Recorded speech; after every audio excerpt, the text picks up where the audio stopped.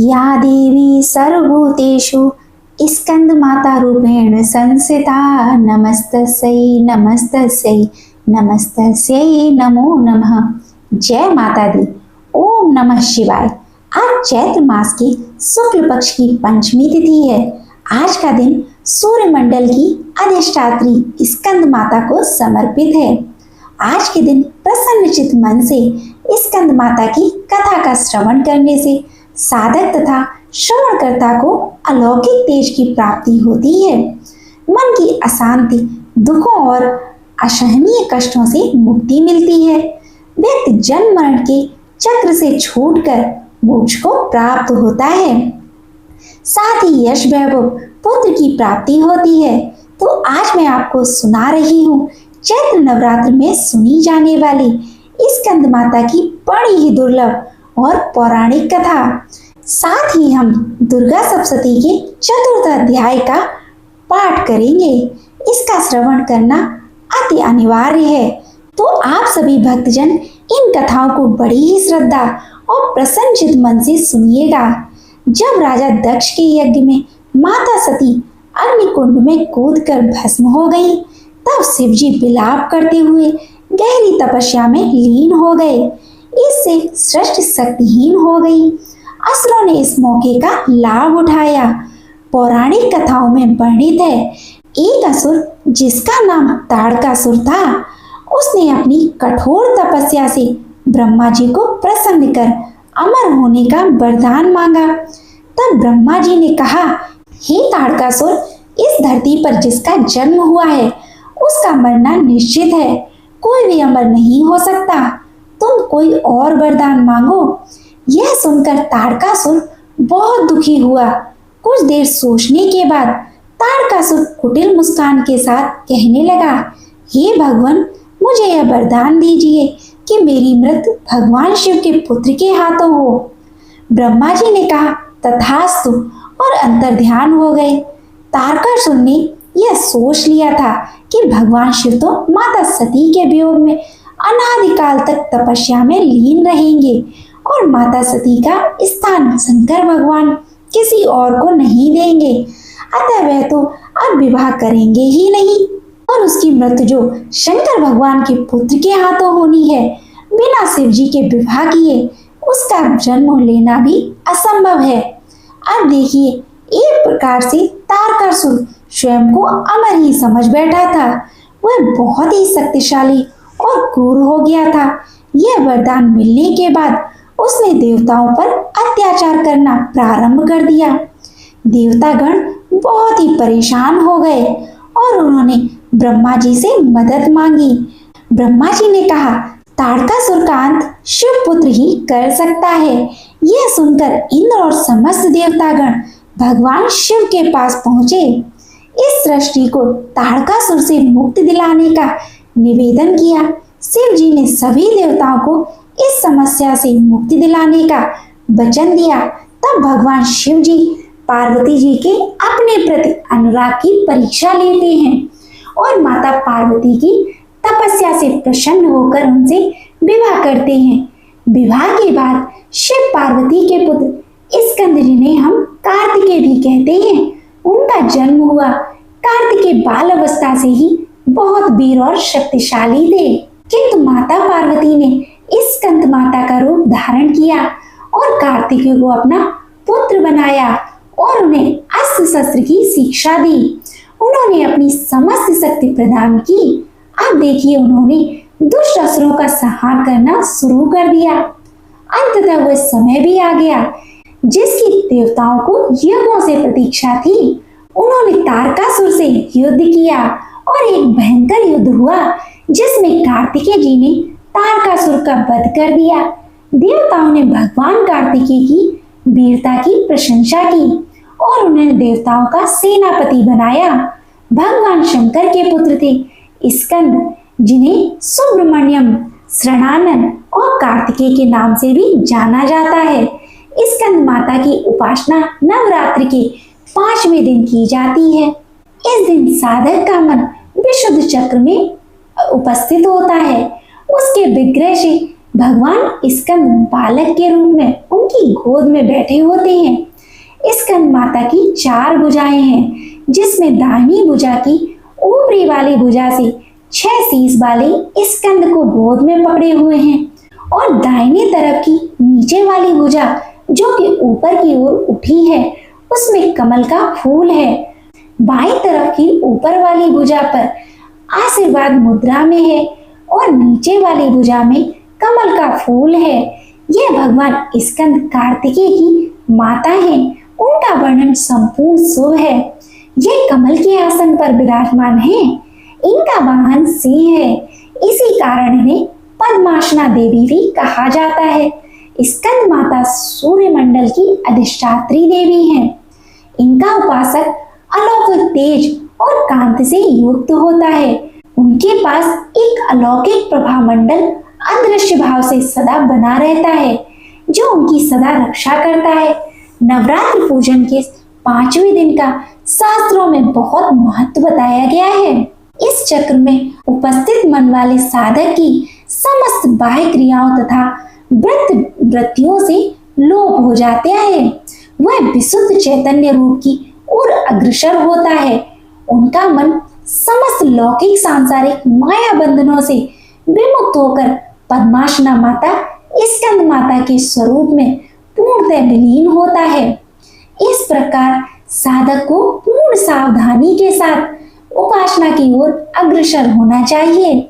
उसे अपना सारा ध्यान स्कंद माता के रूप में एकाग्रचित रखते हुए पूजा विधान आदि करना चाहिए।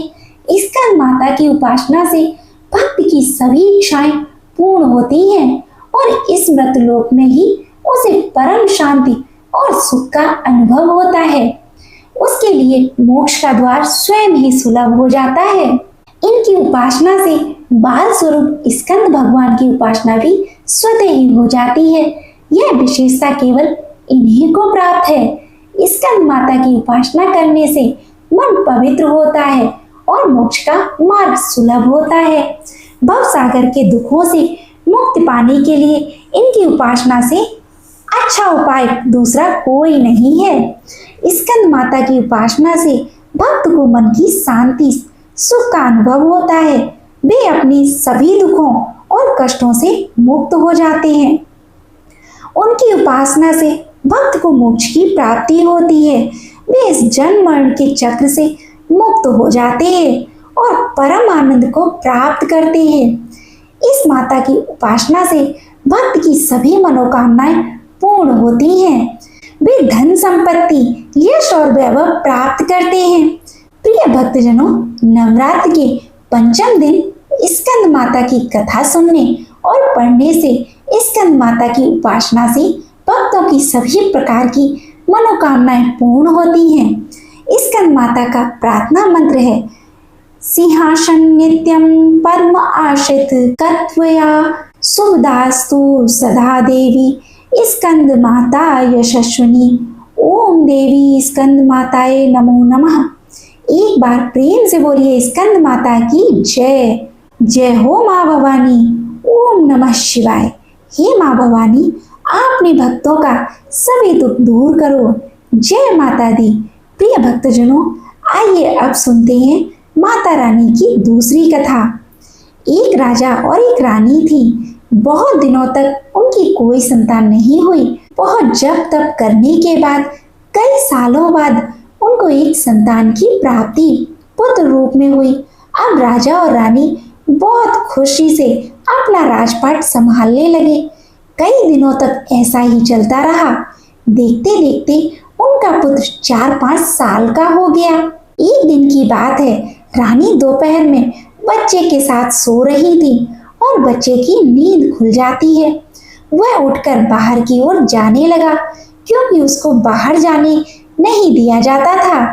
तो वह माँ को सोता हुआ देखकर उसके मन में बाहर जाने की, अपनी उम्र के बच्चों के साथ खेलने की इच्छा हुई और वह छिपकर बाहर चला गया।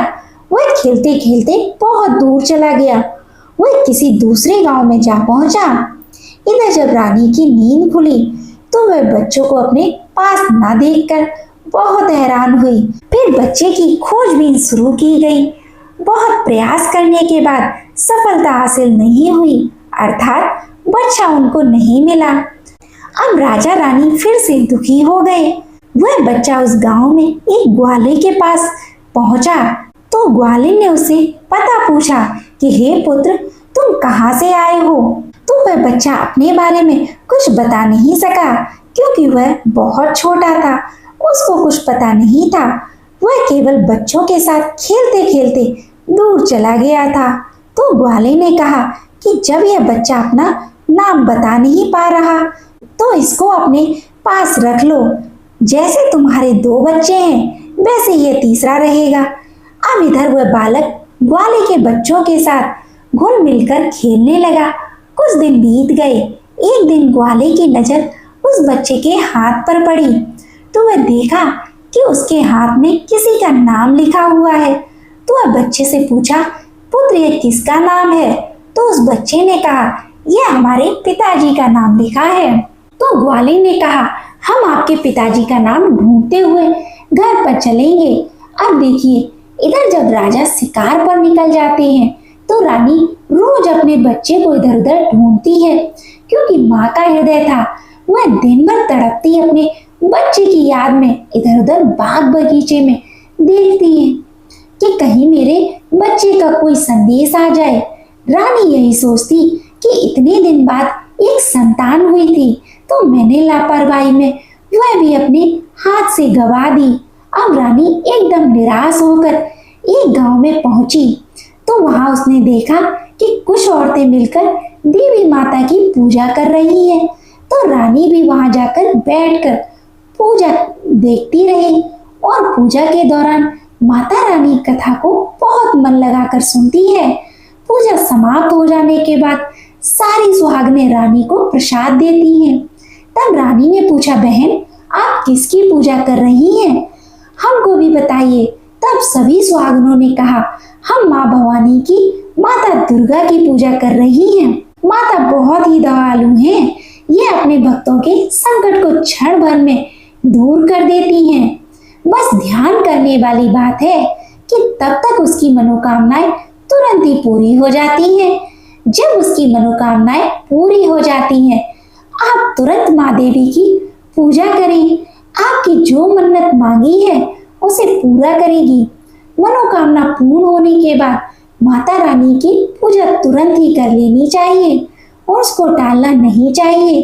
तो रानी ने अपने मन में सोचा कि अगर माँ दुर्गा भवानी हमारा बच्चा सकुशल वापस हमारे घर पहुंचाए तो हम भी इसी तरह से सभी सुहागनों के साथ माता रानी की पूजा करेंगे।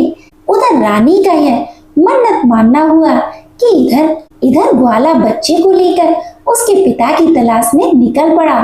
वह कई जगह ढूंढते हुए काफी देर बाद गांव के किनारे पहुंचा तो एक व्यक्ति से पूछा कि भैया इस नाम के व्यक्ति को क्या आप जानते हैं? तो वह आदमी ने कहा, हाँ भैया, यह हमारे राज्य का राजा है, उनका पुत्र खो गया है, क्या यह उन्हीं का पुत्र है? यह बताकर ग्वाले को घर का पता बताया। ग्वाला जब बच्चे को लेकर राजा के द्वार पर पहुंचा तो राजा और रानी अपने बच्चे को देखकर उससे लिपटकर रोने लगे और बार बार ग्वाले का धन्यवाद करने लगे। तो राजा ने पूछा कि भाई इसको आप कहाँ पाया? राजा ने पूछा, भाई इसको आपने कहाँ पाया? तो ग्वाले ने कहा, राजा साहब यह बालक घूमते घूमते हमारे गांव आ पहुंचा था। तब हमने इससे इसका पता पूछा तो बालक कुछ न बता सका। एक दिन खेलते खेलते जब मेरी नजर इसके हाथ पर गई तो उसका नाम लिखा हुआ था और उसी नाम के सहारे हमने इसको आप तक पहुंचाया है। प्रिय भक्तजनों, रानी की खुशी की सीमा न रही थी। रानी ने राजा से कहा कि ग्वाले को खूब धन दौलत देकर विदा कीजिए, लेकिन ग्वाले ने कुछ नहीं लिया और कहा, जितनी खुशी आपको है अपने पुत्र को पाकर उतनी खुशी मुझे भी है कि मैंने आपकी धरोहर को आप तक पहुंचाया है। अंत में राजा ने ग्वाले को धन देकर विदा किया। अब रानी को यह तुरंत याद आया कि वह माता रानी की मन्नत मानी थी। उनकी पूजा करने का और नवरात्रि का व्रत करने का। तो रानी ने राजा से कहा कि हमने माँ दुर्गा की मन्नत मांगी है, हमें नवरात्रि का व्रत करना है, हम नवरात्रि का व्रत करेंगे और नगर की कुछ स्त्रियों को निमंत्रण दीजिए और तुरंत माता भवानी की पूजा कीजिए। रानी ने तुरंत ही माता की पूजा करने वाली सारी सामग्री इकट्ठा करवाई। माता रानी की पूजा की सारी व्यवस्था की गई। सभी सुहागनों ने मिलकर माता रानी की विधिवत पूजा की और माँ भवानी दुर्गा माता का गीत गाया। जिन सुहागनों को माता रानी की कथा आती थी उन्होंने माता रानी की कथा सुनाई और फिर अंत में सभी सुहागनों ने मिलकर माता रानी की आरती की। उनसे प्रार्थना की, हे माँ, जिस तरह आपने हमारे संकट को दूर किया, ऐसे ही जो आपको याद करेगा आप उनके भी संकट को दूर करना। हे माता, आपका स्वभाव बड़ा ही दयालु है, बड़ा ही सहज है, बड़ी ही कृपालु है। जय माता रानी। हे माँ भवानी, जिस प्रकार आपने रानी के बच्चे को वापस किया, उसकी गोद भरी, उसके जीवन में खुशियां लौटाई, उसी प्रकार सभी माताओं की गोद को हरा भरा रखना, सभी के घर में सुख समृद्धि लाना। जय माँ दुर्गा। ओम नमः शिवाय। प्रिय भक्तजनों, आइए अब सुनते हैं दुर्गा सप्तशती का 4वां अध्याय। इस अध्याय में इंद्र आदि देवताओं द्वारा देवी की स्तुति का वर्णन है।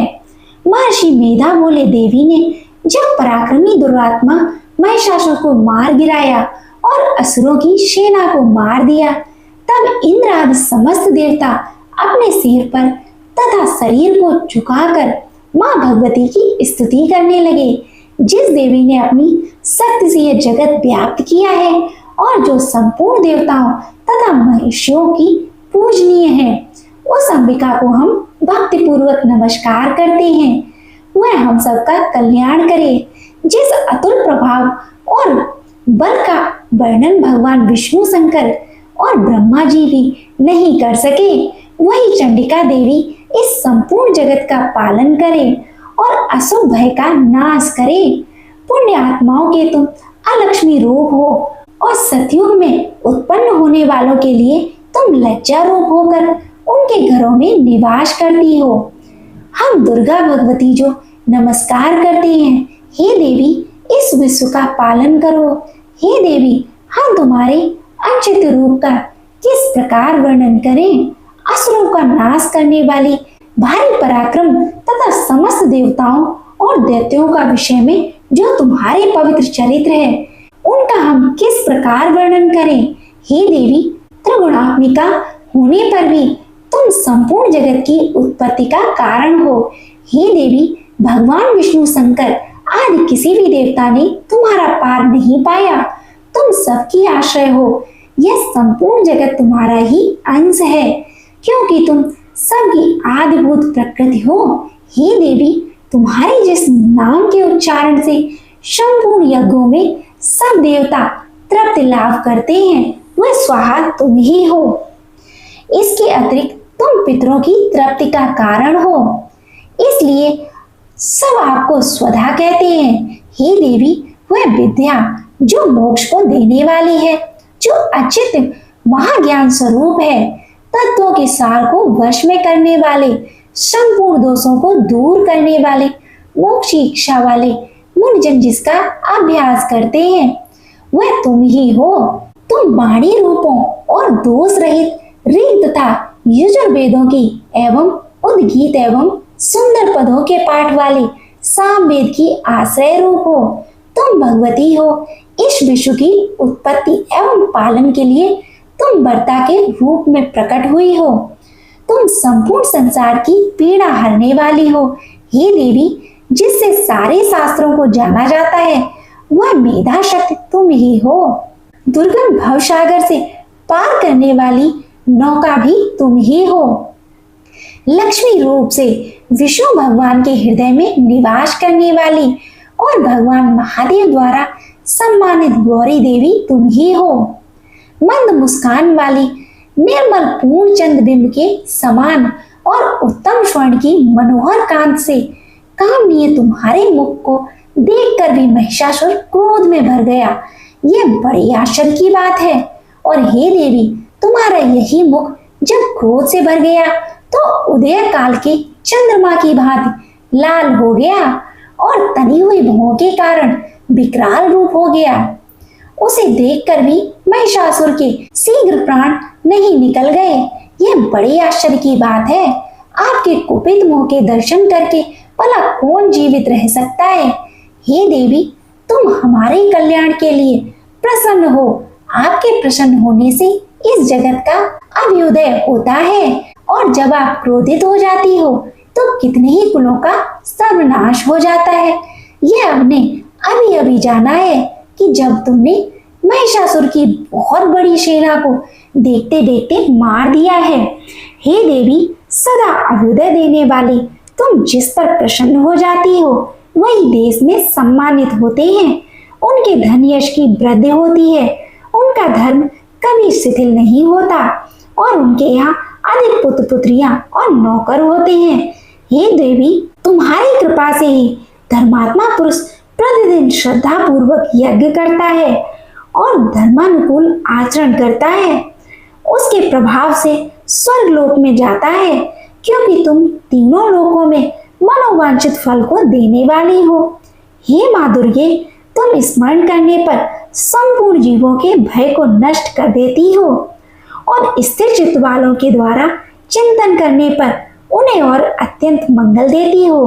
हे दरिद्र दुख नाशनी देवी, तुम्हारे सिवा दूसरा कौन है। तुम्हारा चित्त सदा दूसरों के उपकार में लगा रहता है। हे देवी, तुम शत्रुओं को इसलिए मारती हो कि उनके मारने से दूसरों को सुख मिलता है, वह चाहे नरक में जाने के लिए चिरकाल तक पाप करते रहे हो, किंतु तुम्हारे साथ युद्ध करके सीधे स्वर्ग को जाएं, इसलिए तुम उनका वध करती हो। हे देवी, क्या तुम दृष्टिपात मात्र से समस्त अस्त्रों को भस्म नहीं कर सकती? अवश्य ही कर सकती हो, किंतु तुम्हारा शत्रुओं को शत्रु के द्वारा मारना इसलिए है कि शस्त्रों के द्वारा मरकर वे स्वर्ग को जाएं। इस तरह से हे देवी, इन शत्रुओं के प्रति भी तुम्हारा विचार उत्तम है। हे देवी, तुम्हारी उग्र खड़क की चमक से और त्रिशूल की नोक की कांत की किरणों से असुरों की आंखें फूट नहीं गई। इसका कारण यह था कि वे किरणों से शोभायमान तुम्हारे चंद्रमा के समान आनंद प्रदान करने वाले सुंदर मुख को देख रहे थे। हे देवी, तुम्हारा शील बुरे वृतांत को दूर करने वाला है और सबसे अधिक तुम्हारा रूप है, जो ना तो कभी चिंतन में आ सकता है और ना जिसकी दूसरों की कभी तुलना ही हो सकती है। तुम्हारा बल और पराक्रम शत्रुओं का नाश करने वाला है। इस तरह तुमने शत्रुओं पर भी दया प्रकट की है।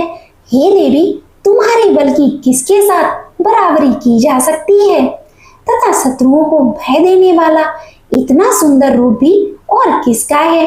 हृदय में कृपा और युद्ध में निष्ठुरता, यह दोनों बातें तीनों लोकों में केवल तुम में ही दिखती हैं। हे माता, युद्ध भूमि में शत्रुओं को मारकर तुमने उन्हें स्वर्ग लोक में पहुंचाया है।